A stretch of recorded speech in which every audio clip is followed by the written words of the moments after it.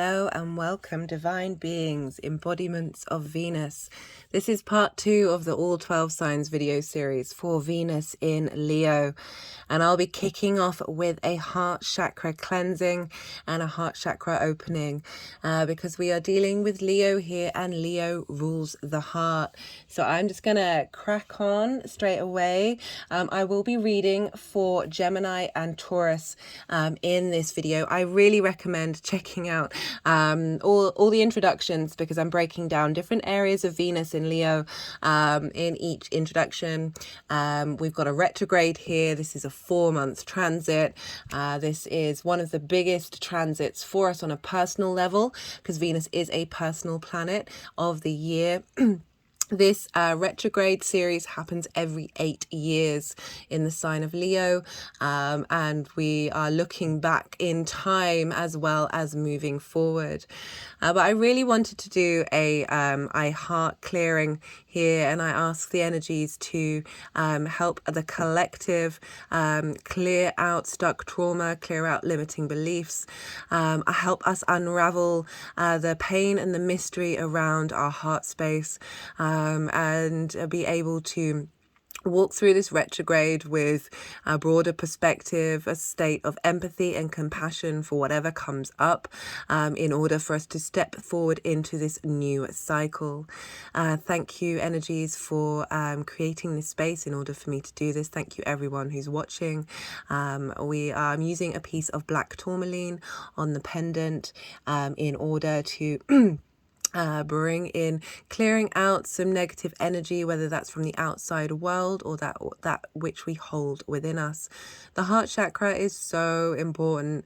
Obviously all the chakras are important, but for me very much the heart chakra is that which helps us not only integrate the root, the sacral chakra and the solar plexus, but also help us access the higher chakras, that of our throat, our third eye and our crown chakra. There are lots of other chakras, but it's important just to work with these 7 because, you know, if you look at the colors, they are light, refraction of light. We are light beings. Leo is ruled by the sun.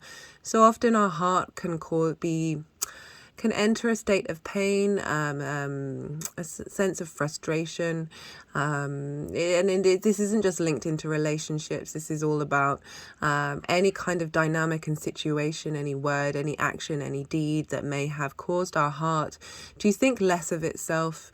Leo is often associated with the ego. It is ruled by the sun, the center of the solar system, the light that gives us and our solar system the movement and the growth that we are embodied in this 3D experience. And often when we're not seen and we're not validated, this can mean that we sort of puff ourselves up and we need to take that center stage at the expense of others. But really at the root of Leo is kindness. If you think about the Strength card, which is the tarot card, this is about working with our emotional, mammalian, embodied animal space, our instinctive drives with our higher cognitive self through the act of love, through the act of kindness, in order to bring them together and create magic. There's such a warmth and a tenderness to Leo that really wants not only for their light to be seen, there is that, but for others to see the light that they see so clearly within them. Really just a desire for everyone to be beaming. I've talked a lot about this and so far in this, they're wanting to switch hands, which is usually mean we've just done some closing out here in the heart chakra, helping release pain. And now we're moving into the state of activation of that heart chakra, bringing some energy in, some revitalized energy to help us walk through this retrograde. As I said, like Leo really wants everyone to realize that their heart basically has a sun within it. The more that we shine our light inward and give ourselves the love and compassion that we would others, be our own beloved. The less we seek that from the outside world, the less our ego gets defensive and wants to express itself, wants to be seen, the more that we're able to see ourselves without needing that validation from the outside world, the more that we're able to walk from our own soul's heart space, the more we are able to give our love and our light outward. Venus moving through this sign is helping us evaluate and understand the truth of who we are, the truth of our heart, where we get our motivation and drive to cultivate bringing people together as well. Leo is the social fire sign. There's this desire to be in a tribe. You think of the lion and the lion pack and the lioness, that sort of that unit, but it's also, there's a great power behind that in the savannah. They spend a lot of time sleeping. And there is this part of the Leo that needs that moment to rest, that time to cultivate, to go inward, to allow ourselves to adjust and absorb the light from the sun while we doze in the sunshine. And we all need time to rest. We all need time to be in a space of stillness with ourselves, with our heart, and see as I said, like that there's a sun so very bright within us, that what is in a there is this perpetual sense of energizing, of motivation, like a generator within us. Our heart space has our heart energy, our electromagnetic field of our heart is 3 feet and our mind is 2 inches. This is a huge difference. The more that we operate from an integrated heart space, the more that we are able to bring that resonance of abundance, love, creativity, expansion, that quantum field energy into the world, the less we engage in fear, conflict and competition at the winning at all costs. So all of you with Leo energy, we all have Leo energy within our chart. Look to your heart space. Look to where you feel you may not have been seen, may not have been valued. Venus wants to bring us pleasure, a sense of appreciation, a sense of love, bringing together a connection, a harmony, a sense of desire. She wants you to value yourself. Venus wasn't bound. The mythology of Venus was very much from this creative, free space. And wanting to be free to explore this world, just really allowing your heart to not be bound by limiting beliefs and traumas, and allow it to blossom and radiate. The more that we are in coherence, heart coherence with the people around us, the more that energy magnifies and magnifies and magnifies. And it's all about starting that inner work of not seeking that validation, that love, that desire, that connection, that appreciation, that sense of value from the outside world, but returning that energy inward and realizing that you are your own beloved. Thank you for being here with me. It is appreciated. As I said, I will be reading for Gemini and Taurus for us all. But firstly, before I kickstart that, I am just going to read. So this card was the card that wanted to come out for the Venus transit. And this is from the Kim Krantz, The Wild Unknown Archetypes book. And I'm just going to read from it because it's a really beautiful sentiment that I want to bring into this reading. The heart, the home, the center, the throne. It is possible from an imaginal point of view to sense the heart is as a place. Either we are there within the realm of expansion and compassion, or we have drifted somewhere else. There is no in between. It is common for us to leave this archetypal center without realizing it, as the world, with its seductive twists and turns, offers us frequent departure. We may even become a stranger to the landscape of the heart, leaving it vacant for long stretches of time.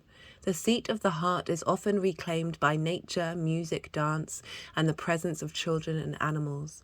This card encourages us to move past the layers of life's tangles and knots and enter the wild and sacred center of the self. The most precious throne in the galaxy is awaiting your return. Recall the last time your heart was touched. Soak in every detail you can feel the heart awaken. expansive, knowing, gentle clarity.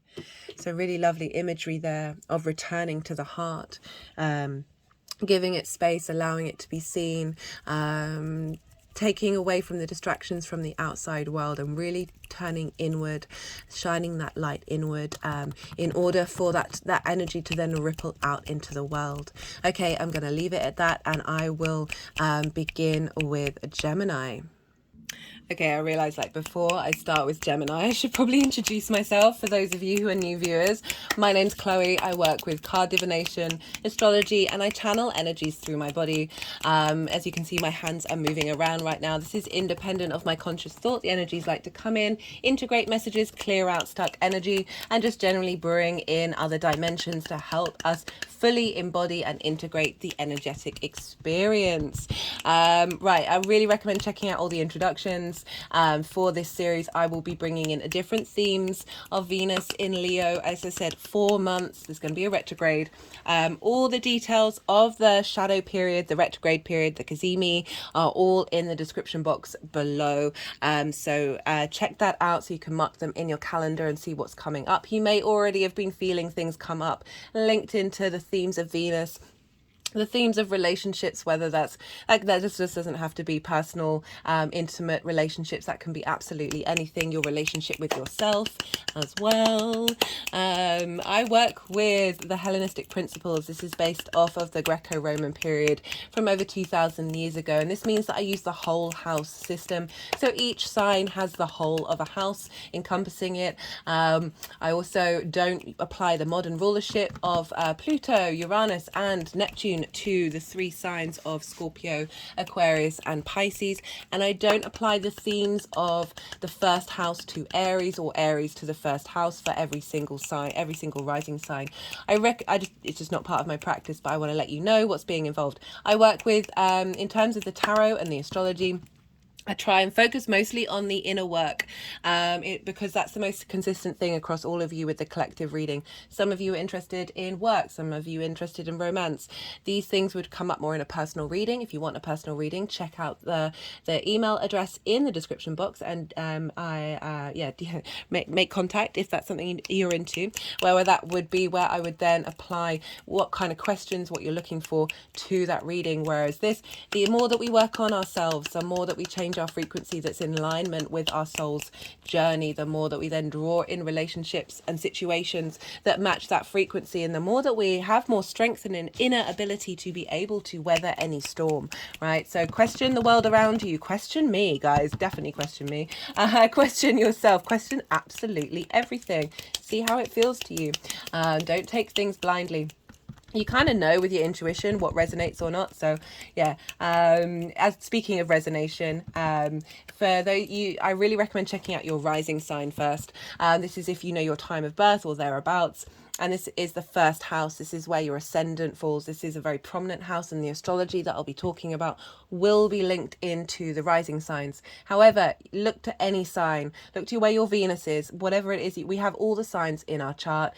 Look to where that sign is, the house that it falls in, the themes of that house, and apply those themes to the messages that come through. It's essentially as if that sign has now moved to the first house. Take what resonates, leave what doesn't. Thank you so much, new and returning viewers alike. It means a lot to me to be here and to be able to read for you all. I love it. I love seeing how each sign's got a different journey. Obviously, there'll be nuances linked into your own personal chart. We've all got individual charts for more specific things. That's when you have a personal reading or go on your own exploration of understanding your chart. This is why I like doing this channel, in order to provide as much information as possible, all the cards on the table, guys, so we can make informed, autonomous decisions about how this is working for us, how this is showing up, what difficulties there may be, what lessons we can learn, and then how do we co-create, how do we bring this into an expansion of awareness and understanding with the energies. All the planets and asteroids and everything, they're in cahoots with one another. They want us to thrive. They truly, truly do. Even if there are difficulties, through those difficulties, we come out the other side and we have a deeper understanding of what is truly, genuinely important to us in the long term, while still maintaining that pleasure principle of enjoying the 3D realm. That has definitely been a very strong message coming through in general. Right, I'm now going to kick off with Gemini. Gemini rising. How you doing, Gemini? So this Venus transit of 4 months is happening for you, Gemini. It's sextiling your energy, just regardless of Gemini rising. It's fire and air. They get along. They're not bound by gravity. They've got things in common. You're both yang day signs. And this is a sextile between Gemini and Leo. Sextiles are an aspect of Venus. This is very creative, inspirational energy. It's a very soft energy, but it's just there's a free flow. There's a sense of appreciation and value. And in that space, you can get creative. There's a sense of bringing together and a harmonizing between your Leo and your Gemini energy for the next 4 months. Venus, this sense of what it is love, what is value to you, what brings you joy, how are you moved, what brings you pleasure, how do you bring things into harmony, what it is that you appreciate and value. And this is happening for Gemini risings in your 3rd house. This is the house of the goddess. Right, so you've got a goddess in the house of the goddess. Why is it the house of the goddess? Well, traditionally in the Greco-Roman period, this is opposite the 9th house, and that is the house of the gods, where it's more your big picture philosophy, how you map yourself out in the world. And now the 3rd house is your day-to-day, your how you communicate, your local community, going on short distance trips. It's linked into starting something new, learning something new, but it's mostly like the things you do on a day-to-day basis. It's not necessarily the routines, that's over in the 6th house, but it's like your day-to-day. And so it's asking you, whenever we have transits here, is really helping bring shine a light on bringing your big picture philosophies, i.e. like what it is that you care about, what's important to you, how do you look at the world and yourself in it, into your day-to-day. Finding meaning and magic and the divine into your day-to-day is a wonderful thing to do, like doing the washing up or whatever it is, or going to the shops, just finding that moment of gratitude and abundance, and finding the magic and the mystery and the meaning in every tiny little thing that we do, from a space of love. Right, we've got it's also the house of communication. This is very important. This is the lens in which you express yourself. Like Mercury is how we collect that information, and what kind of information that we're intrigued about. And the 3rd house is how we then express it. Right, so you've got Leo, so you express from your heart. There's a sense of performance there as well with Leo energy, very much the center stage. It is the center of the solar system, the sun, that rules Leo. It also rules the heart. Hi Gemini, I just had to pause for a second. The person that I live with just came back from being out of town, and I wanted to make them a cup of tea. Right, so I was talking about the 3rd house, and we talked about the house of the goddess, but more importantly, communication. As I said, this is the lens in which you communicate. There's the heart space here. There's light. There's vitality, and this is light and lots of pentacles, light and vitality. And Venus moving through the 3rd house, what does that mean? What's that going to look like, let alone a Venus retrograde? So Venus moving through the 3rd is just your ability to express yourself with more ease. There's a sense of flow with the way that you communicate, a sense of appreciation in what it is that you're saying and how you're embodying yourself. It's not just communication, it's in speaking. This can be writing on a day-to-day basis. It's the way that we communicate on a day-to-day basis, right? And so Venus moving through there again. So you write on a regular basis. This is just making it a little bit more easier, a little more motivation, a little more drive, and you're getting more pleasure out of doing what it is that you're doing and how it is that you're expressing yourself. Venus can also show up in terms of a strong feminine energy. It's not gender specific. We have all of these energies within us. Strong feminine energy coming into your life from your local community that is helping you expand and unlock your communication, right? Also relationships that may crop up that help you through trigger responses, highlight what blockages there may be. Okay, so it can come up in all sorts of ways. It's not, I mean, I say this from my own experience and from that of clients, like the capacity for the astrology to come up in every single way all at once is quite phenomenal. It's been happening to me a lot quite recently. She's turned up in every reading so far. And that was in the collective reading as well. I do recommend checking out part 1 as well as all the other introductions that will come out, because I will be bringing in different things. So the retrograde. So the last retrograde that we had here was 8 years ago. It might be really helpful to look back to July to September 2015. The shadow phase went up to the 9th of October, and often that will be when things start manifesting, in terms of looking back in time to the summer of 2015, about what kind of dynamics were showing up around then, whether somebody came into your life, whether you started having a conversation with yourself in a different way, you started expressing yourself in a different way, maybe engaging in a different community as well, seeking out what gives you pleasure and joy from your local community. And that can be either an elevation, this is the same with relationships with yourself, all of these things. So it can be a shift and a change in a dynamic, a exploration of a desire of where you want to be and where you're headed, an elevation of what you've already in and already doing, or a combination of all three. I do find that funny. So look to then to see what themes were coming up, and this is an 8-year cycle, so we're about to start a new cycle. Also look to mid-August of 2019. Now that may have kickstarted the similar themes that cropped up in 2015. So that was the midpoint between that the 2015 retrograde and the 2023 retrograde, and that may have brought up similar themes to what happened. You know, as I said, 8-year cycle. And that's a midpoint that might have then brought on a new layer of like, what are you bringing to the table? How are you evaluating what you've learned, where you're going? Like a re-amendment of relationship contracts, community contracts, like that can come up in so many different spaces.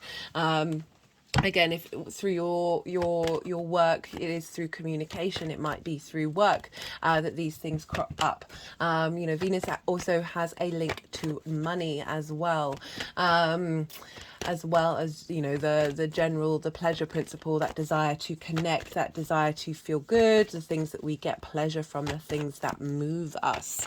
So those are the dates of the last retrograde and the last midpoint, and it's just kind of helpful to look back then to see what this last cycle was all about, see what you've learned, see how you've grown, see what you want to work on as well, because we are going to be having this retrograde, and retrogrades are about revisiting, redoing, renewing, reanalyzing. There's a sense of being able to have hindsight, because we're going back over old ground in order to add depth to something. You know, they always say it's a good idea to read a book 3 times or however you're engaging with that. It doesn't just have to be a book, but sort of the more that we get to understand something, the more that something becomes familiar, the more that we can then be in a state of contemplation and look to the nuances, look to the small details that need to be explored and reworked and understood. And a retrograde does that for us. A sense of reevaluation of how you communicate and what is coming from a heart space as well. And our heart can have so much trauma around it, which is why I did the heart chakra clearing and opening. They're just tapping it around the heart chakra, but around the heart chakra right now. That this retrograde can just give us a bit of stillness and a bit of slowness to be able to sit with these things. Things may crop up that may be trauma related. In order for you to see what you still need to work on, or put you in a situation where you have grown, you have learned, and you're in this space of, okay, I see what's happening here, and I don't need to respond to it. I don't need to communicate in a way that is distorting my true essence, your true heart space, or be around in a community that isn't serving me any longer. All of these things could possibly come up. I recommend looking to where your Venus is in your chart, because there, wherever she is, she's going to add a layer of themes that come up during this retrograde. That will be personal to you. Yeah, so the retrograde is starting on the 22nd of July and finishing on the 3rd of September. But we have the shadow period, and that's kicking off on the 19th of June. And the shadow period is when the planet moves over the degrees that it's going to retrograde over. And this is where a lot of loud, unconscious, subconscious shadow elements can crop up. Okay, it can often be louder than the retrograde itself, and it's it varies from retrograde to retrograde. Some retrogrades can be that, sometimes it's the other way around.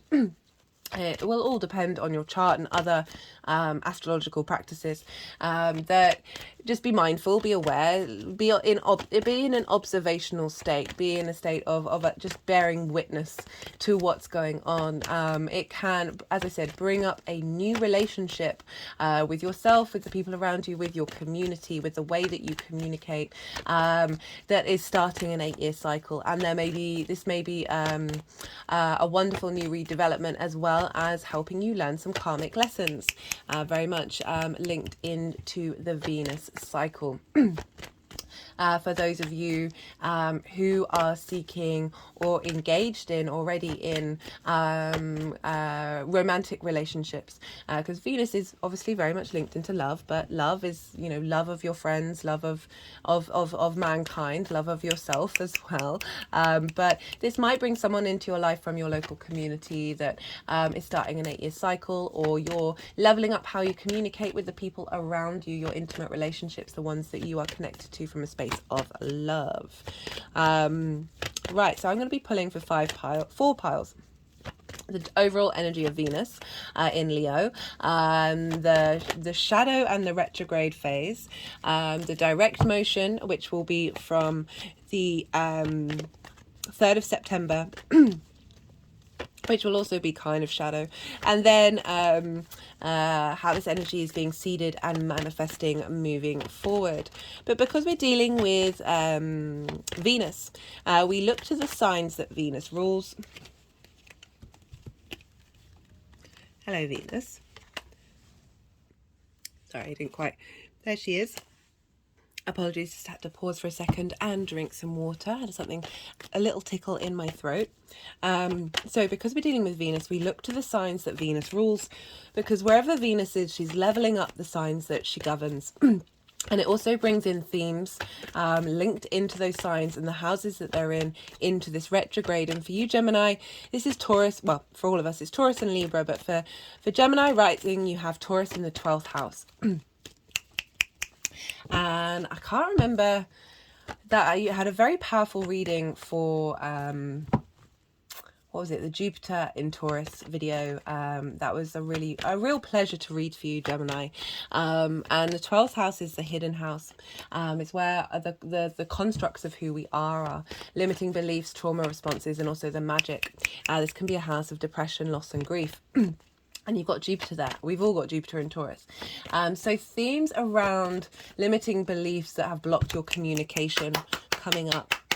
We've got support from Venus and Taurus. They're squaring each other for the next 4 months.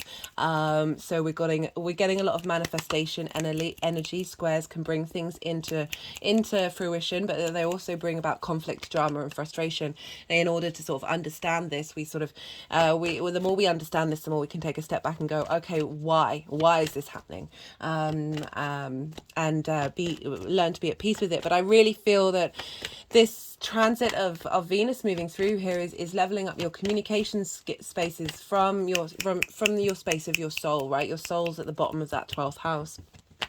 So themes linked around to trauma responses, addictions, limiting beliefs may come up in order for Venus to help smooth that over and clean things up for you.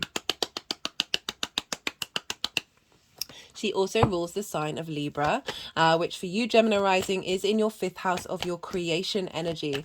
This is linked into children, romance and short-term dating. It's the house of joy. This is a space where there's a lot of this is where you get your spring in your step, basically. But I like to focus on that creation energy because all of those other things come from this desire to create, this desire to express and be and live from a very vibrant space. So Venus moving through the 3rd of how you communicate with your creation energy. Things may crop up, situations, perhaps somebody coming into your life linked into romance and short-term dating, like that sort of less of the 7th house of that contracts and marriage and long-term commitment, that may stimulate your understanding of who you are and what it is that you want from your local community, but how do you communicate in those situations? How do you understand what your creation energy is and how do you communicate with that? I'm really enjoying that particular energy come up. So your creation energy is going to be leveled up, but also there may be themes around that house, just a bit more good spirits coming in in your local community, a lot more fun, a lot more engagement from that Libra house, which is helping you unmask and unravel your limiting beliefs, as well as access the magic of your soul right there in the 12th, the hidden house, the house of the occult. So that's the kind of general energy for this retrograde. As I said, like this happens every 8 years, so you can go back and see those themes of what was going on. The dates are in the description box, so do check those out if you want to sort of have a little deep dive into your past before we get to the retrograde. This will be impacting 12 to 28 degrees of Leo. So whatever you've got in Leo, if you have anything, this is going to be really stimulated. But there's also there are also, this is sextiling your Gemini energy. So if you have anything around those degrees in Gemini, this will be sextiling.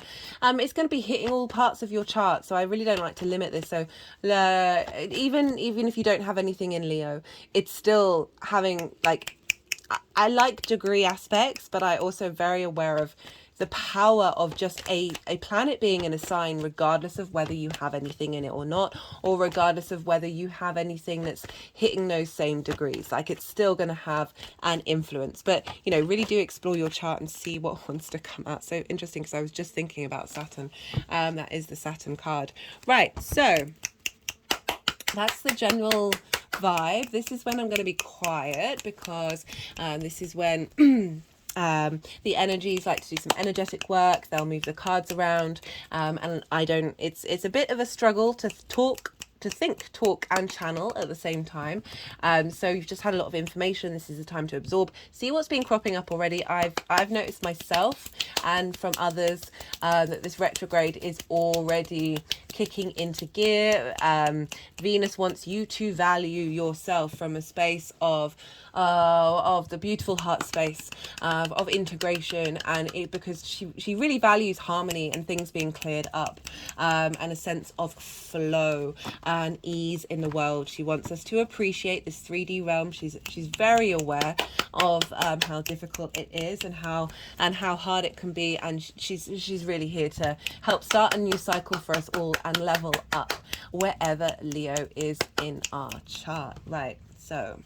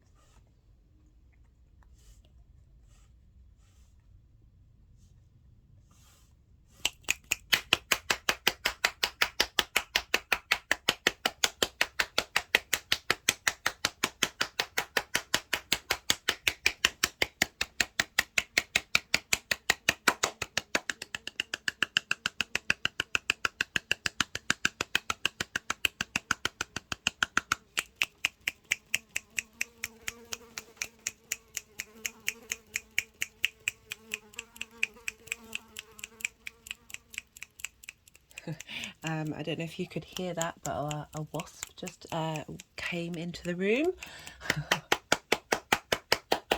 He's left now. Little entry in from nature. It's very warm here in the UK now, so I'm allowing, or usually keep my windows shut because there's a lot of noise going on around in the world, but it's quite quiet at the moment. So we've just got the noise of nature coming in.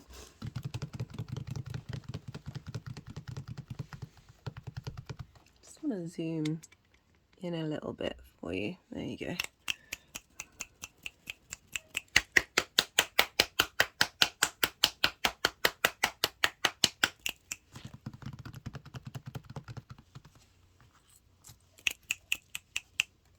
Okay, so for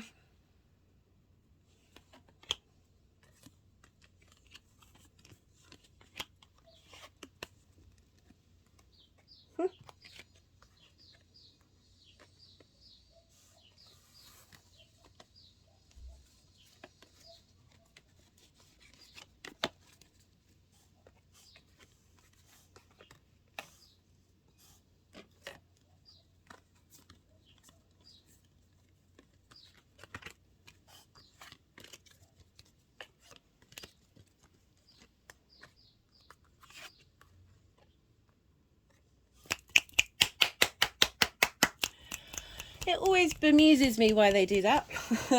Why I can be very impatient and I like flow in my life. I'm very Mercury, have very strong Mercury in my chart, of the bafflement that I have when they put cards in certain places and then decide to move them again.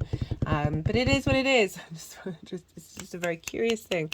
One day I will figure it out. What happens when you're dealing with energies from the 5D. Okay, so we've got the overall energy of Venus moving through Leo, which is the Two of Cups. This is beautiful. And this, for me, when we're doing the collective reading, this is about self-love from a very balanced space that is based on equality and respect. We've got the feminine, we've got the masculine, and we've got the spirit here. Also, that's a lion as well, so hello Leo. And if you see here, this is a caduceus, and this is the staff of Hermes, or otherwise known as Mercury, but you may recognize it from the symbol of pharmacies and doctors. It's about healing. And also the entwinement of the Kundalini energy as well.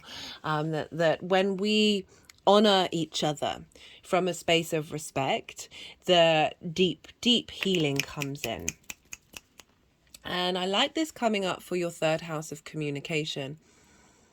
And if we take it to a personal level of how you communicate with yourself, because we're linking in with the 12th house here of the hidden constructs of who you are that may have blocked in the way that you communicate with yourself, right? Sometimes we can have very dark thoughts. We can be the worst to ourselves. We can just the self-annihilation that the mind has, the capacity of the mind has, is quite phenomenal. So this is a really lovely card for the overall energy of Venus, of like the way that you're going to be able to express yourself comes from this very balanced, loving space, that isn't wanting to tear you down. That, remember, there's that sense of equality here, not or tear others down. I'm not, that may be relevant to some of you. We all have the capacity to do that, but this is Venus is calling in the sense of healing love in the way that we communicate, of respect and honesty and appreciation and equality. And we have this is the retrograde phase. You've got a fair amount of major arcana here, Gemini. This is the 5 of Wands, the 7 of Pentacles, and the 5 of Pentacles. So we've got 2 5s, and we've got 2 major arcana crowning it, the Star and the World card. Right, so the retrograde is bringing up the fact that I mean, you've got 2 5s sandwiched either side of a 7, and 5s are there is conflict energy. It is, but there is a sense of momentum. In order to experience these things, they often can drive us to go out and make change. 5 is very much linked into change. It's outside of the stability of the 4. Now, the 5 of Wands, this is, I mean, in terms of communication, it just feels like this is a very conflicting energy. Like you can see here, no one's getting the upper hand here. There is a playfulness here, and there's a sense of there's a sense of things not necessarily moving forward. Like there's a lot of different ideas, a lot of different understandings of who you are and how you want to communicate yourself. We've got this with the 7 of Pentacles, and this is about putting in the hard work, starting off this journey of starting a new cycle. And it's with the 5 of Pentacles, which is about resilience. This is also about feeling left out in the cold and not feeling that there is any support, but very much resilient energy of being able to keep going, and how, you know, they just moved the cards around. So it's with the 7 of Pentacles, that's like it's when you plant seeds for the first time. They require a great deal of cultivation in order to grow, but often before they start getting going, you're questioning the work that you've put in. But there is a sense of diligence to work through this potential conflicting energy in terms of how you communicate and express yourself. As you know, we also bring in the local community of that perhaps being a bit disruptive and not very supportive, but more on the way that you communicate, of, you know, the potential of not being able to express yourself particularly clearly, and it's coming from a space of not feeling listened to. You know, the Leo energy really does need to be seen, and you know, that's the whole sort of shining that light within you, which is definitely the energy that's coming through here with this retrograde. So even if you've worked through these things and you think you've developed and grown, these things may come up in order to help you understand the nuances of what needs to be refined. Retrogrades is very much about refinement, and also highlight if these feelings do come up but you don't respond to it in the same way. That's a good way of letting your body and your soul know, well, not necessarily your soul, but your body know that you've done the work, right? You're feeling it on many different levels of integration, not just sort of the emotional and mental processing. But as I said, these things may come up as well in order for you to let go of these parts, particularly because we've got the Star card and the World card. So the Star is about deep emotional healing, but I like to always focus on the fact that she's unclothed. She has no masks on. She is authentically herself. There's also, you know, they're wanting to highlight the Star of the fact that it's through that communication you're able to shine, you're able to express deep healing.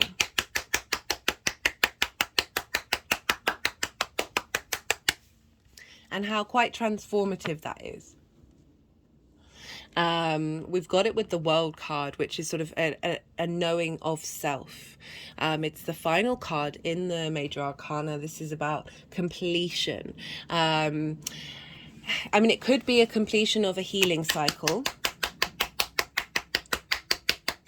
through this retrograde, but then moving forward with that, the knowing of yourself and knowing how because we're dealing with the 12th and the 5th as well, remember, that hidden part of who you are and your creative energy. So the more that we know ourselves, the more that we're able to walk through this world and express ourselves from an authentic place. So these two cards, see, this is Saturn and this is Aquarius. Saturn rules Aquarius.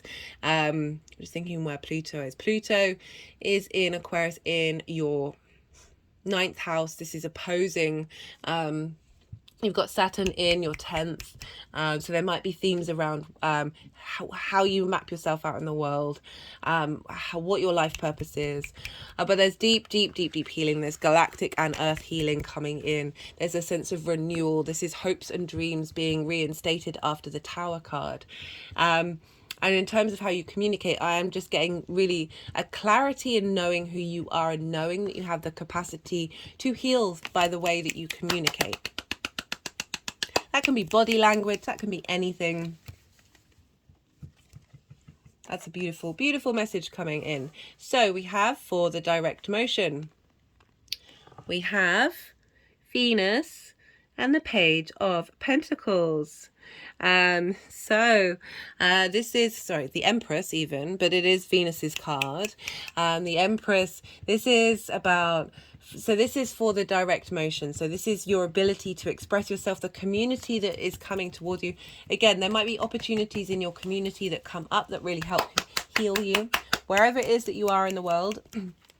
And with this, with the direct motion, we've got this sense of really appreciating and in a state of flow and abundance in the way that you communicate. We've got it with the Page of Pentacles. Now, pages are heralds. They bring in messages. And this is Pentacles, so this is Earth, this is work, health, body, all of the 3D stuff. And the House of Communication and Local Community. So it could be during this direct process that opportunities come up, messages come through that help you really continue on this journey of this like it's heralding in a new cycle in the 3D realm, and being able to provide opportunities in the way that you express yourself. So the messages that are trying to come out in a funny way. So the Empress, this sense of this is goddess energy of abundance, of fertility, a fertility of ideas that are going to help support you in the 3D realm. The way that you express yourself, providing opportunities, providing a sense of comfort and joy in this freedom. This is also the third house is starting and learning something new. Okay, so it's not the ninth house, which is a sense of mastery. This is exploring something fresh and new, and this could be that something comes up during this retrograde that is helping facilitate this journey of your heart. Maybe a heart-opening experience during the retrograde, yeah,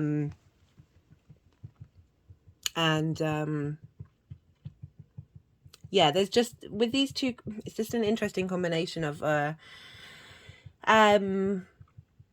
yeah, really just bringing in a sense of heart enjoyment, abundance in the way that you express yourself.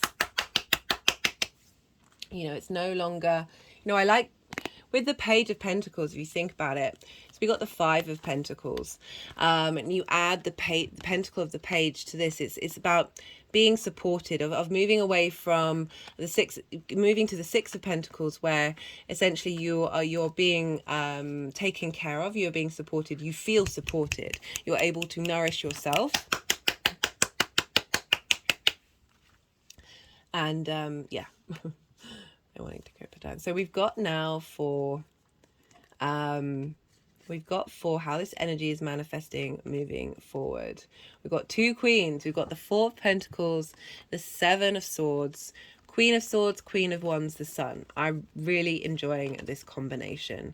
Let's see how this wants to express itself. Okay, so the Seven of Swords for me, this is great for communication, and a new Venus cycle of thinking differently, of realizing the core of what you have, and being if you notice, sorry, they're all a bit the sun, the light of the card, like this, this is a kind of a trickstery energy of being able to think out. I need to find a different phrase. Think outside of the box, right? So you may have, this can be about feeling like you've got resources that have been taken away from you, but it feels to me like these are the sort of limiting beliefs that have blocked your communication with your heart. sort of beating over my heart chakra, that is now giving you the strength and solidity. And I say that particularly because of these cards. So we've got the sun, which is vitality. The sun is ruled by Leo. Leo rules the sun. I always feel like whenever I get that round the wrong way, that the sun is like, you what now? You're saying Leo rules me? So the sun, this vitality, this strength, this joy in the way that you're able to express yourself. But it's coming with the Queen of Wands and the Queen of Swords. This is a great combination. This is, you know, you are an air sign with a fire sign. So the Queen of Wands, very confident in her creative abilities. The Queen of Swords, being able to think very clearly. There's a clarity and rationale behind how you're communicating, but it's very passionate. And we've got this strength. The crowning energy is the Four of Pentacles. This is about knowing your own power. And it's got a pentacle over the heart chakra as well. So really being able to utilize the strengths of the way in which you communicate, that is giving you a sense of security. We're moving from that 5 of not feeling supported, not feeling secure, back to the 4, which I like, because this is about a structure that gives you a sense of safety. There's power here. Sometimes it can be about holding on to things, but I never really get that vibe with a lot of the readings that I do, that this is about knowing your own power, knowing the own strength in how you communicate, and doing it from a very wise and creative space, but also being aware that what it is that you're communicating is different. There's a unique energy to this. You know, Gemini, very much the sort of the trickster side of Mercury, for sure. Right. Okay, let's pull some clarification cards for you, Gemini. Yeah, there's a real strength coming in, very pentacle heavy. So I just wonder if the way in how that sort of communication manifests is linked into the way that you work, or just being very present in the 3D realm, you know, allowing your heart to feel safe and comfortable to express itself in the 3D realm. There's a solidity, there's a sense of stability, there's a sense, with pentacles, with earth energy. And Jupiter is in Taurus, so it's giving that real a sense of confidence in that Taurus area of your chart. Just feeling good in the 3D realm. Very much been feeling that.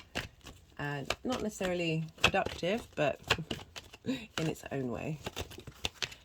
Okay, something's going on with this deck.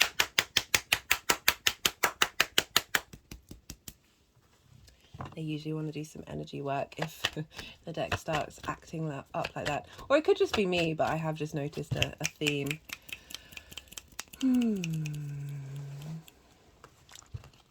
Just had an energetic release then. I'm loving that 2 of Cups for the overall message. That's really beautiful. It's very grounded, even though it's cups. Like there's a real sense of stability there.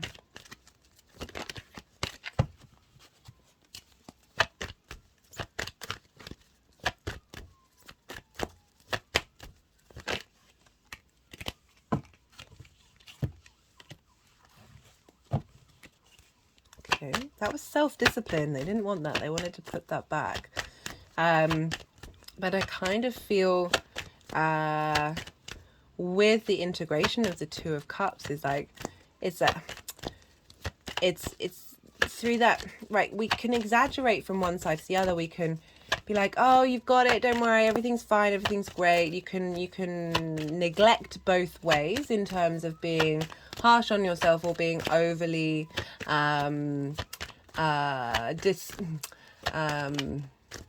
what's the word? The word's not coming to me. But it's just that there is this bringing in the real and the compassion at the same time. Having a self-discipline in the way that you communicate.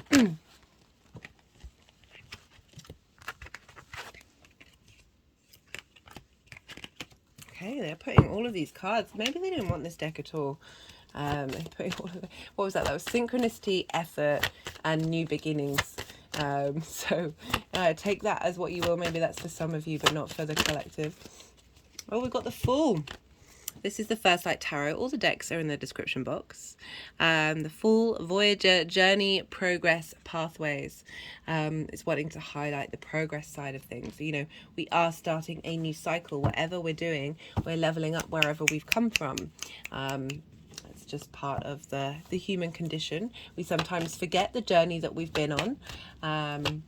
And retrogrades can help us remind us of that, and make us realize, oh no, we've gone far, even though like we're very hard on ourselves, and the way that we express ourselves, and sort of nitpicking, and then overcompensating in other directions. Like it's a weird thing being a human being.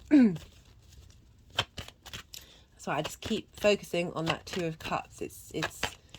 It's representing a really beautiful message.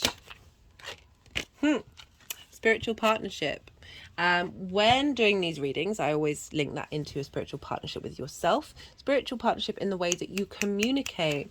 But for some of you, I mean, the Two of Cups traditionally is a card of romance, and that there might be somebody come up in your life that is starting a new cycle in that regard, that is either highlighting the importance of how you communicate, or bringing in an energy to help you understand the true value of how you communicate.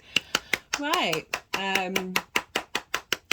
It's also linked into the 12th and the 5th. So the 12th, spiritual partnership, was, I think you might have got that for the Jupiter transit, of the spiritual partnership of all the integrated parts of who you are. Also the 5th though, so somebody really might come into your life that is helping you see the spiritual dimension of who you are, accentuate of that, and bring that into a new cycle, a new 8-year cycle. But that, you know, I'm not saying that so you'll think that that's going to happen, because that it's a personal pet peeve of mine, of tarot readers that are like, your new love is coming, your new love is coming, your new love is nearly here. It's like, how about, yeah, no, I'm going to stop talking now. I'm going to leave it at that. Gemini, thank you for being here. Thank you for allowing me to read for you. It means a lot to me. It really does. I hope it resonated. If it did, don't forget to hit that like button. Subscribe if you're new to the channel. Hello. I'd love to hear from you. Posting comments helps the algorithm. It's a small channel. Even if it's just an emoji. But generally, I like to hear about how the astro weather is affecting people. I can be one of those people. That's all I talk about out in the world. So yeah, I really do appreciate that. Be good to yourself, Gemini. Be good to those around you. And most importantly, be well until we meet again. Taurus rising. How you doing, Taurus? For those of you just tapping into the Taurus energy, look to where Taurus falls in your chart, the house that it's in, the themes of that house, and apply those themes to the messages that come through. Well, Taurus and Leo energy square one another, regardless of whether it's a Taurus rising. Squares are an aspect of Mars. They can bring about conflict, drama, and frustration. Competition at all costs. Kicking off, basically. If these things do turn up, this is in order for you to understand what it is that you truly what's truly important to you, really. And when we have these things come up, they're very, very valuable, important teaching lessons. And also sometimes knowing that this could be an energy that shows up in your life, just being able to take a step back from it and going, okay, this too shall pass, this too shall pass, this too shall pass. But when we come on an awareness with it, we're then able to sorry if you can hear noises, drilling. Well, it's not, is it drilling? I think it's drilling. I've got my windows open. It's warm here in London now, so I'm having to sort of navigate the fact that it's the weekend. This is when everyone's coming out and doing the DIY. So do bear with me if you can hear that. It's all just part of the process. Also a bit disruptive as well, which is very sort of square energy, but the other side of a square. So this is two fixed energies, and when we have To the square energy, it's 90 degrees. So, right, you've got two energies like butting heads against one another, and they both kind of think that they're right. And this is where the conflict and the drama can come up. However, getting these energies to work together is very, very powerful manifestation energy. Big time, right? So we need friction in order for time to move forward in this 3D linear time frame that we are in, this reality that we're in. The universe wouldn't be here without movement, without friction, without that sense of butting heads. I mean, it's not necessarily butting heads, but that it's a very, very powerful manifestation energy. So you Taurus rising, you have this in your 4th house. This is the house of your foundations, your roots. It's the bottom of the chart. It's the bottom of who you are. And it's also linked into ancestors, lineage, family, parents, the roof over your head, and your private life. It's a very intimate, personal part of who you are. But right, so Venus moving through here, squaring your energy. So Venus is wanting to bring harmony to your home space. She's helping you get a sense of appreciation and value in the strength of your foundations. Going to be there for 4 months. All the details of the shadow period, the retrograde, the Cazimi, they are all in the description box. I will be talking about them in this little reading. I talk about it a bit more in depth in part 1, the introduction of part 1, so do go check that out. I recommend checking out all of the introductions for this series because I'm just breaking down different areas of Venus, different areas of Leo, how this is showing up, different, you know, the retrograde, all of that stuff is going into it in more depth in the descriptions, not the descriptions, the introductions. So 4 months of Venus in Leo. She's been there since the 5th of June and will leave on the 9th of October. Why is this so long? Well, we've got a retrograde. This is one of the most important transits for us on a personal level. I think this has come up in every single reading so far, in a personal level, because Venus is a personal planet. She's linked into love, desire, appreciation, value, ease of flowing in the 3D realm. Wanting us to find pleasure in our existence, very much so. She's wanting us also to tidy things up, and retrogrades are very much about tidying up things from the past that may have been holding us back.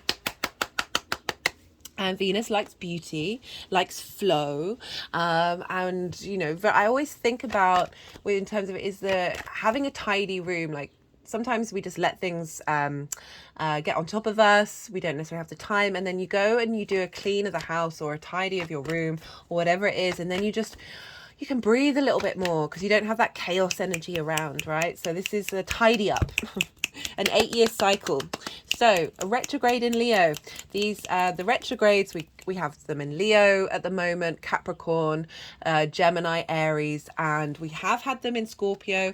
We had one in Libra. We're moving to a new Venus star point. We will have another one in Scorpio. But these are points in our chart over the 8-year cycles where we have a reboot and a new beginning, a new cycle. We're elevating wherever we've been, wherever we've been doing. Our priorities get reassessed. The things that bring us pleasure, the things that bring us a sense of value and appreciation, wanting to bring in harmony. Venus wants to bring in harmony, which is why I associate it with the tidy room, away from the chaos energy. I wonder if you can, they're really going for it now. They really are. This retrograde is a new cycle, a new 8-year cycle. I recommend checking out, if you want to sort of get an idea of themes around this retrograde, look to July to the end of September, beginning of October of 2015. So this is when we had the last retrograde in Leo. So this is the last time you had a revamp in your foundations, your roots. And just, you know, it's really interesting to go back in these cycles and see what themes were coming up and seeing what lessons we're learning through the next cycle. Okay, so this can be however this shows up, this is an elevation of the previous cycle. Depending on where you're at and who you are, like we've always got things to grow and things to understand and things to learn. We've always got trauma responses to unravel, limiting beliefs to unravel, to really get us into that sense of freedom in this 3D world from a space of ease and flow. As I keep saying, Venus, her energy is very much that is the pleasure principle, but there's a real wisdom with that, which I think sometimes gets neglected with Venus. She is coming at us from a very important part of existence, especially moving through Leo, which is ruled by the heart. You know, this sense of love, and how do we love, and who do we love, and how do we love ourselves. And so, yeah, look to the themes that may have come up during that retrograde that may have started something. Somebody may have come into your life as well. You may have moved home, very much a prominent thing with the 4th house. You might have moved location, and that may have started a new space of feeling, of exploring how to value yourself. Because all of these things, relationship dynamics, work situations, where we live, what we do, these all help us focus on the inner work of how to be as, I don't want to say enlightened, but how to be as in tune with our vibrational frequency as possible. And this can bring up drama. This can bring up situations where we're in agony and pain, but I certainly found in my own practice of rebuilding myself, of really being able to move away from a space of regret through situations that have happened in my life, and be like, if that hadn't happened, I wouldn't be where I am now. I wouldn't have learned the lessons that I would needed to have learned. I really struggle with the trauma begets creativity, right? That these difficulties, they forge us and meld us. I feel like it's part of an old paradigm that we're currently navigating through into a next one, but there are nuances there. But my point is that through the difficulties, we can always find the love, we can always find the peace. I definitely feel with Venus, there is a sense of peace here, wherever she is and whatever she's doing, even if it may come through different avenues. And with that retrograde, we're going to be going over things and revisiting things. Retrogrades reroute us rather than taking a direct motion, and often, you know, it's we can't, sometimes it's you know, I'm doing this all to help us get an understanding of what may show up, but prediction generally, like that's I try not to limit myself with the possibilities of the universe that's going to come in. So there can be themes that come up, but it's going to be different for you, obviously, because we've all got a different natal chart. And I don't really want to limit anyone by saying, oh, this is definitely going to happen. A version of that may happen in many different ways, but it's all going to be very personal to you. Also, look to 2019 and mid-August. So this wasn't a retrograde, but this is when the Sun and Venus came into conjunction. This is when Venus moves from being a morning star to an evening star. In this retrograde, we've got an evening star moving into a morning star. I talk about that more in depth in part 1, and I might go into it in a bit more detail in a different introduction. But essentially, that would have brought up themes linked into the previous retrograde 4 years before. So every site is an 8-year cycle. From the same space, so the same sign, and it's just, I've just found it helpful in my own experience, and that for clients, of really being able to look back at these things and see, okay, where have you come from, what have you been doing, and how have you expanded. So often we forget the journey that we've been on, the places, the person who we were 8 years ago. I mean, that's huge. And acknowledging, okay, these are the themes that have come up. Sit with those themes and those difficulties that may have come up, and realize where you want to go, where you want to head it. This is when we start to engage in this way, we can sort of co-create a bit more, fast track the lessons that we need to learn in a way that then opens up into a space of co-creation. Right, so Venus, finding a sense of love and appreciation of being at home. You might want to spend more time in your private life. You might want to spend time more with your parents or exploring your lineage. whether that's your grandparents or your ancestors, holding space for them, maybe setting up an altar for them, and really engaging and being like, hey, what is it that you want to say to me? And they often, we hold a lot of baggage from our bloodline, our spirit line, and it's because we have the vast capacity of healing and releasing that energy through the work that we do on ourselves. And I always find with the ancestors that they are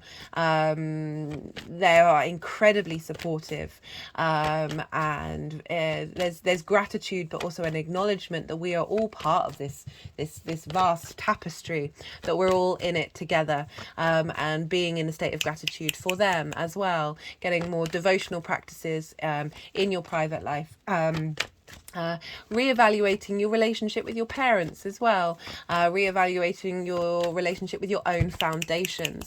I really feel like this is going to give a strength to your foundations, a sense of harmony to that initial structure, whether that's in the 3D realm or in your being. These are all themes that could come up with that retrograde. Speaking of the retrograde, so I'll be pulling cards for 4 piles: the general energy of Venus, the retrograde, the direct motion, and then how this energy is instigating and manifesting moving forward. All the dates for all of that will be in the description box. Yeah, just generally feeling good at home. This is going to be a nice experience. There's a sense of confidence with Leo. It is ruled by the sun. I've been talking in each of the readings of imagining that, and Leo rules the heart, imagining that you have the sun, this generator of energy in your heart, and how it beams outward. Leo energy, there's a sense of wanting to be seen. This can often be when we haven't acknowledged the beauty of seeing ourselves and seeking that validation outwardly. Leo can be wanting, through seeing their own light, can see the light in others and want them to explore that. So helping your ancestors see their internal light through your own discovery in your private space of the strength of your foundations coming from the sun, guys. Like that's quite a powerful thing, Taurus. So, because we're dealing with Venus, we're going to look to the signs that Venus rules. And hello, she rules your rising sign, she rules your ascendant. So you have a bit, Venus has more influence on you, a little bit more than other signs would do, their rising signs. We have lots of different rulers in our chart, but one of the main ones is the ascendant. And so how you embody yourself. Hello, Taurus. How you embody yourself is governed by Venus's journey. So wherever she is, she's helping level up that part of who you are, that first house energy. So themes around yourself linked into what you consider to be safety and structure. What's your foundations? How other people see you, and whether they may have shaken your structures, shaken your sense of internal power and self, may have blocked your ability to really know the real strengths of the root of who you are. And so these things may crop up during this. So Venus is leveling up Taurus, but also the themes of Taurus, and therefore the first house, can come up during this 4 months transit.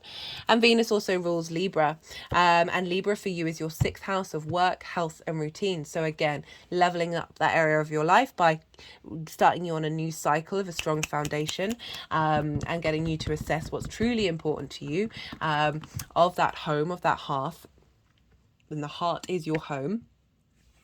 And also themes around work, your health and your routines may crop up in order to help you understand your motivations when it comes to your 4th house energy. So again, your private life, getting your work and your home life in balance, getting your health in balance with perhaps reevaluating routines that you have in regards to your health that you do at home may come up here, giving you a new cycle in that regard. So that's the kind of general energy for you, Taurus. And these are the moments when I go quiet. So the energies are going to put the cards into the piles, move them around, do whatever they need to do. There's also going to be some energetic work. So this is when I go quiet, because channeling in that way, I mean, it's very difficult for me to think and then talk as well as channel. You just had a lot of information. And so this is a time to digest and see what comes up for you intuitively of what's going on in your life. Think back to 2015, summer of 2015, summer of 2019. Just see what you're in. You know, I've noticed in myself and people around me, not everybody, but it has been a good percentage of people, of how this retrograde is turning up already. This energy is already present, even though she's not even in shadow. She'll be going into shadow on June the 19th. And this is when a planet goes over the degrees that they will retrograde. This can be a time of sort of big energy turning up. Sometimes it can be louder than the retrograde itself. Be mindful of what's coming up during this time, because then it can help you understand where this revision is, where this redirection is. All the dates for that are in the description box.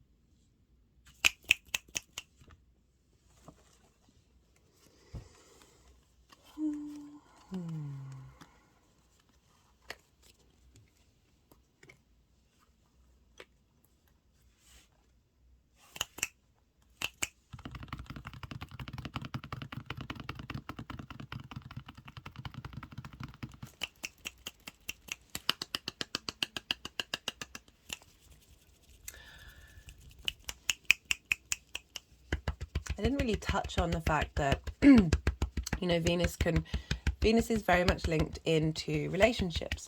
It can be a relationship with yourself, relationship with parents, relationship on an intimate level, business relationship, all these sorts of things, that people can come into your life, perhaps someone you meet through your private life coming in, to help either highlight, like it can come up in ways of sort of teaching through difficult situations, just how strong you are, as well as supporting and nourishing the root of who you are, and be able to give that strength, as I said, working through parental experiences that may have caused you to not feel seen or not feel that you've got strong foundations. But you know, it's the Lovers card, but this is about choice, but it is making me think of the fact that it can be very much somebody coming into your life for, you know, it's an 8-year cycle, whether that lasts an 8-year or not, or an elevation of a relationship that you already have as well. It genuinely can manifest in lots of different ways. That you know, Venus is linked into connection. Right, so we've got, for the overall energy of Venus moving through Leo, so we've got the Wheel of Fortune. This is Jupiter's card. This has come up a fair amount. This is about, again, it's acknowledging that we're starting a new 8-year cycle. And it's moving upwards.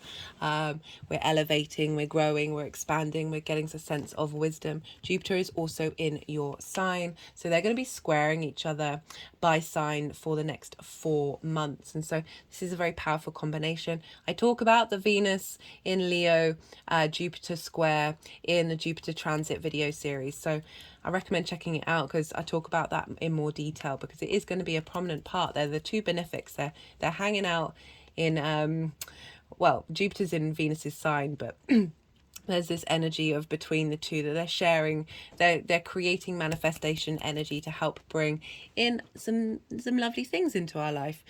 Right, so that's an acknowledgement of a change is happening. We're starting this new cycle, and this is combined with the Ace of Cups, the Knight of Wands, and the Lovers. So the Ace of Cups is implying the sense of peace and renewal, and a sense of freshness, of emotional abundance coming in to the roots and foundations. Leo rules the heart, being able for your heart to be free and to be at peace with itself as well. Again, we've all faced, you know, the fourth house holds a lot of trauma, regardless of how much our parental figures want to whatever it is that they do in one way or another, it's their job to sort of mess us up a little bit. And we also hold ancestral trauma there as well. And so I'm really liking the fact that they're wanting to focus on this dove of peace, of being a bit more in your flow at the end of this transit. We've got the Knight of Wands and the Lovers. So you know, on an individual level, in terms of the on the inner work, this is about being able to defend yourself in your home, in your private life, of being able to not only defend but also explore your passions and your creativity. You know, for some of you that could be 4 months of you getting really creative at home. However that manifests for you, doesn't just have to be like the arts or music. It's anything that sort of gives you a spring in your step, and Venus, you know, providing the space of that creative energy coming in. We've also got the Lovers, so this is a Gemini card, and this is about choices and crossroads. So it's implying that we are at this space, this, you know, with the Wheel of Fortune, of moving into a new direction, of making decisions, of like, where do you want to be and what do you want to do. With that Knight of Wands, that could also very much so that sorry for putting the cards down, is to say, oh, wanting to do the energetic work, that this can mean moving. This can mean through this retrograde, this is going to be like, okay, where do you want to find your peace? Are you in a space that gives you that, or is there somewhere else to go? That could be for some of you. The Lovers is, again, it's sort of an elevated version of the Two of Cups. So we've got the feminine, the masculine, and the spirit energy all together. And this is about integration in order to the more that I'm getting it with the mountain of acknowledgement of your strong foundations, you're then able to make decisions that ripple out of the home.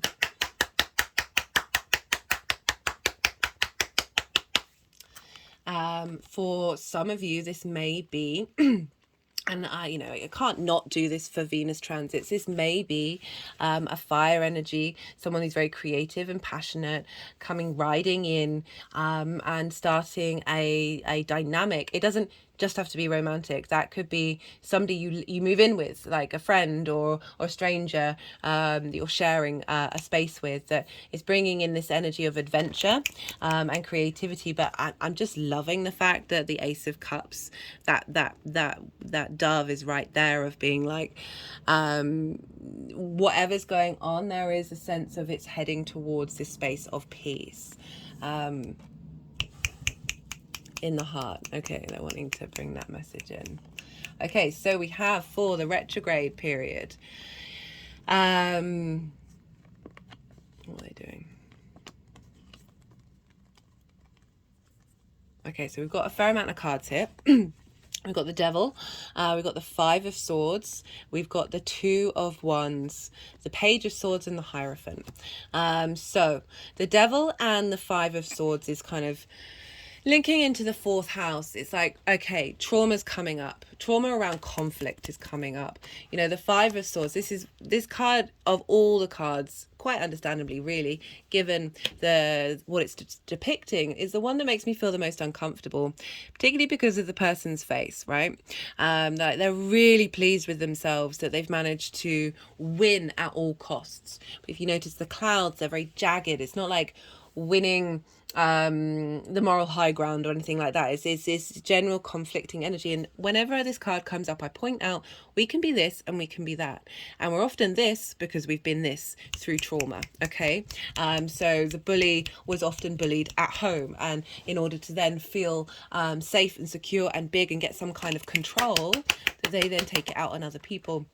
So the Five of Swords is very much about winning, but at what costs? And we can be this space. We can be in that sense of feeling hard done by, that victim mentality. And that can get into a feedback loop of feeling like that's always going to be the case. Coming up with the Devil. This is very much linked into trauma. This is linked into addiction. This is linked into something that has power over you, that isn't necessarily serving you. I mean, that is one way of, I think the Devil energy is incredibly potent, incredibly powerful, that it sometimes gets very much distorted. It's linked into Pan, this very primal, energetic energy that we have. Capricorn, this is the Capricorn card. Capricorn has the capacity to work really damn hard. There's huge power there in Capricorn energy. I love Capricorn energy. But with this combination of the Five of Swords in the fourth house is really kind of highlighting, okay, what's coming up linked into your trauma with your parents, your lineage and your ancestors' trauma. So with the retrograde, often these things crop up, especially with Venus, that help you evaluate things. And the reason why I say evaluate is because look here, we've got the Two of Wands. This is getting the lay of the land. This is perfect, along with that Page of Swords that's coming next. It's perfect retrograde energy. There's a restlessness with the Two of Wands. It's wanting to go on an adventure, wanting to explore. But the best thing for them to do is to understand the situation at the moment. In order, the more that we understand these things, the more that we are then able to open up, and that world in the hand becomes the reality. Like that ability to explore and go forth, okay? And feel in a state of abundance that anything is possible. So this is implying that stuff can come up during this retrograde.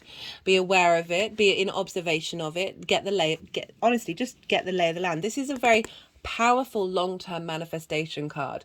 It's not necessarily about taking action now, but it's about what you're doing during this beginning part of the 8-year cycle is really facilitating long-term growth and also stability. If you think about it, this person is on the top of a castle. That's a home, that's a structure, that's a root. You know, it's implying that the work that's being done now is giving you a really high, not only strong foundations, but a very high, safe perspective in terms of how you view that fourth house, your home, your private life. Doesn't necessarily mean have to be a physical space, but certainly how you connect to it.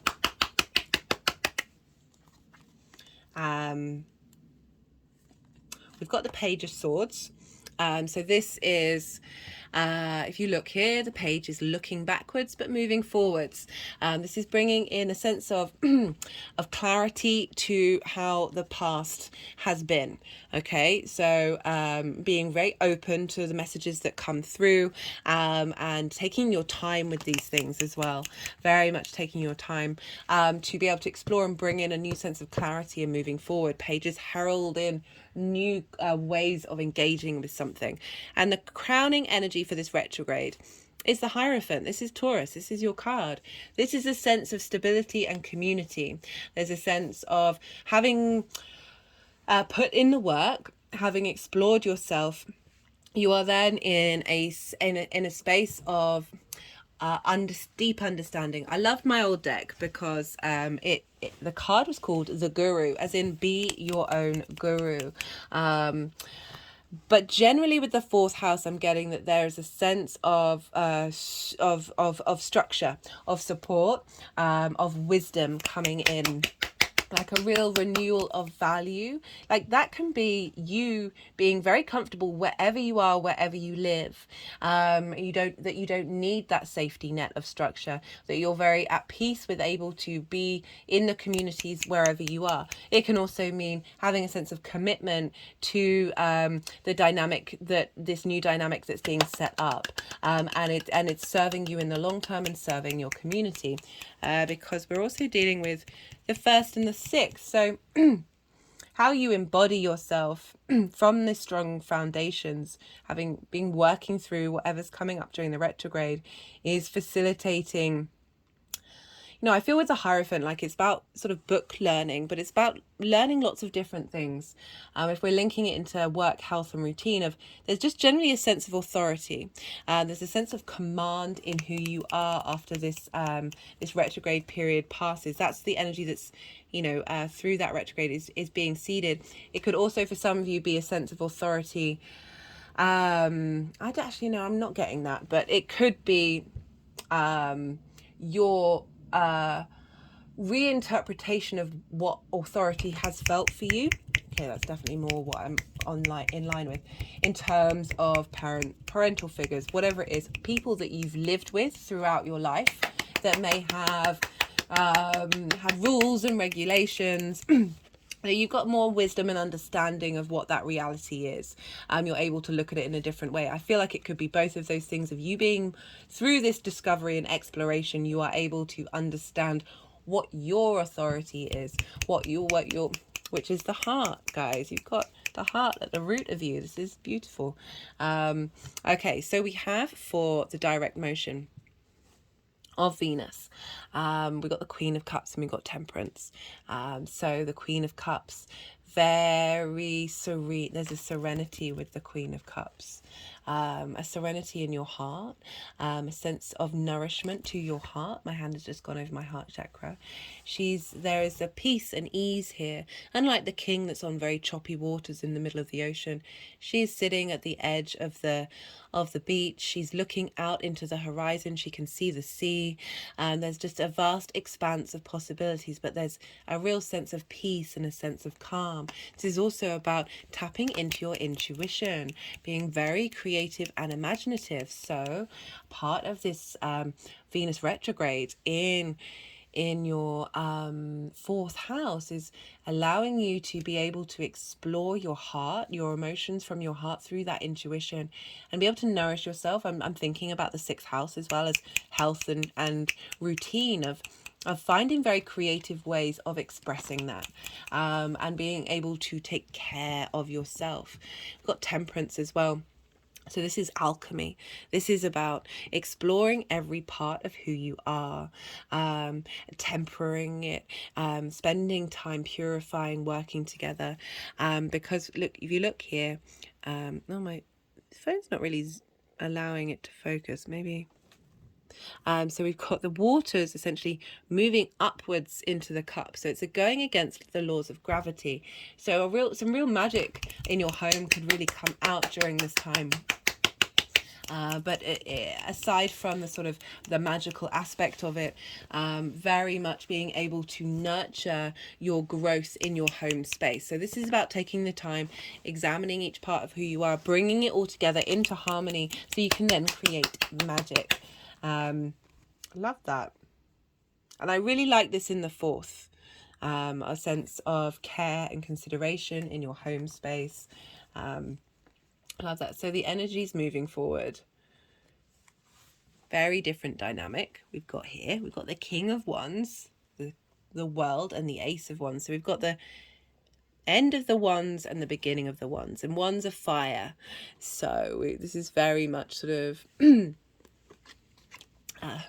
fire energy here. Leo is fire. Sorry, I lost my train of thought for a second.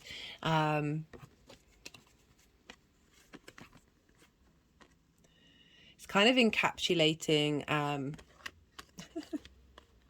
encapsulating the cycle, right? So we've got the King. This is like really being in command of your heart space, command of your hearth, command of your home, being able to take action from a space of authority and authenticity.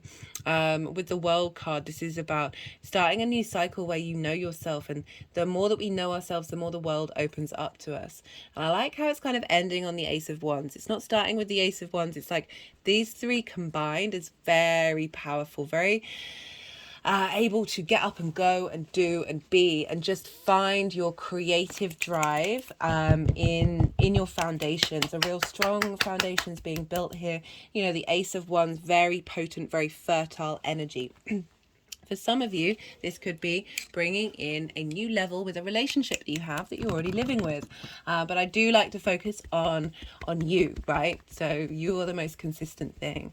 And that Ace of Wands is sort of saying, this is a new beginning. This is a new way of, if you look here, there's a castle, there's a home, there's a sense of safety, of your foundations being strong, and through that, new life is bursting out, this new sense of creative energy, of passionate virility, of passion and drive and motivation and sparks flying.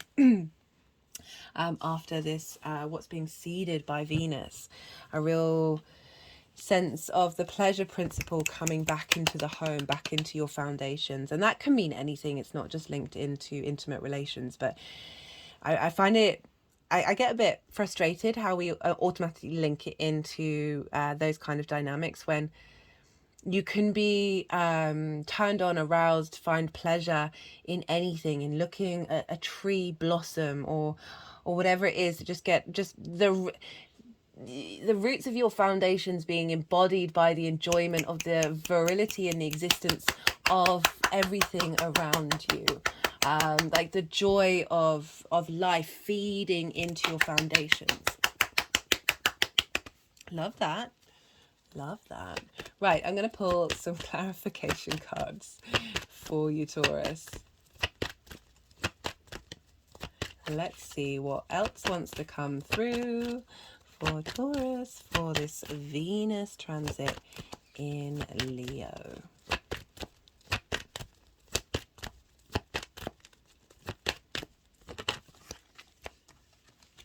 Love that for the fourth house. Shut the front door. Love it.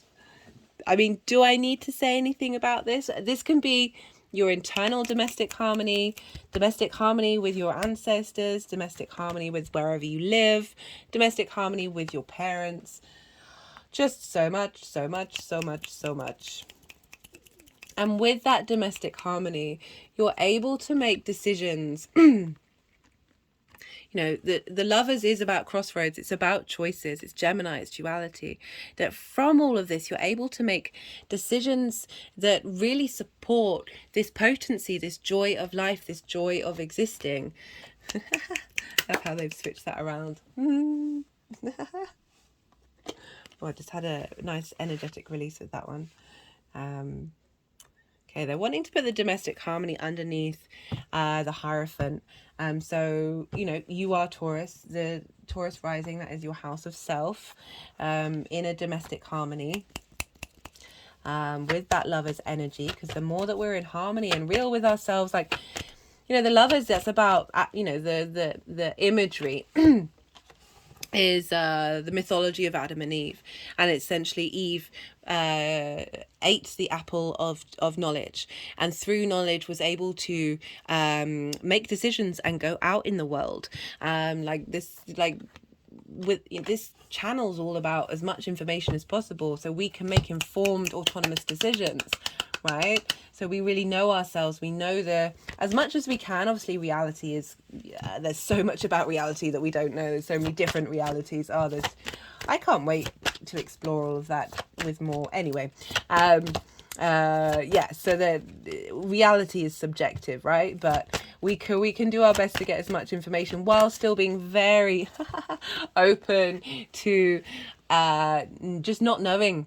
Not knowing is a really freeing thing, but it's not through this space of ignorance. It's just this openness and this surrender. We got the Empress card. Okay, so this is Venus. We've got development, growth, abundance, and productivity. So it's wanting to focus on the growth aspect. It could be for some of you that your home life is expanding in a physical way. The Empress is very much enjoying the 3D reality that we exist in, this sense of ability and fertility coming in. It could also be the relationship dynamics that you have, whether you live by yourself or with other people, are expanding and growing, and there's more ease and flow and love in this area of your chart. Yes, things may come up that are like, ooh, I need to have a think about that, but that is part of the retrograde. That really is. But yeah, just the fact that we've got the Jupiter and Venus, they're the two benefics squaring each other, like they're really wanting to together. They're going like, okay, fixed signs, we know you've been through it for the last couple of years. You've had those eclipses, you've had Saturn in Aquarius. Okay, we're going to help come and smooth things over, help give you some wisdom and appreciation and value about what's gone on, and also just a little bit more ease. We've got moderation.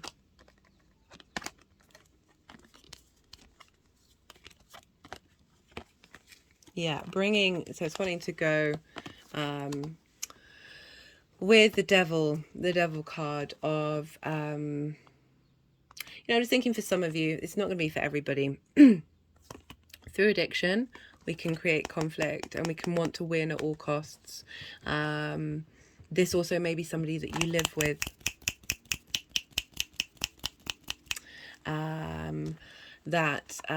This is being sorted. Wisdom is coming through with whatever this is, because we've got domestic harmony coming in. That's going to be specific to some of you, so I'm gonna leave it at that. I think that's a really clear message with the Empress and the domestic harmony and everything else. Thank you so much for being here. I appreciate it. If anything resonated, don't forget to hit that like button. Putting a comment really helps the algorithm, even if it's just an emoji. If you're new to the channel and you like what's come through, don't forget to hit that subscribe button. Be good to your... Oh, I meant to say, sometimes, anyway, it's very warm here. I love to hear from you. I really do. I love hearing about how the astro weather is turning up for you. I've just noticed the synchronicities be absolutely wild. It'd be really cool to find out what's going on with everybody. So on a personal note, I would just generally love to hear from you. But I do appreciate it's very vulnerable writing about your own life on YouTube. So it is what it is. Be good to yourself, Taurus. Be good to those around you. But most importantly, be well until we meet again.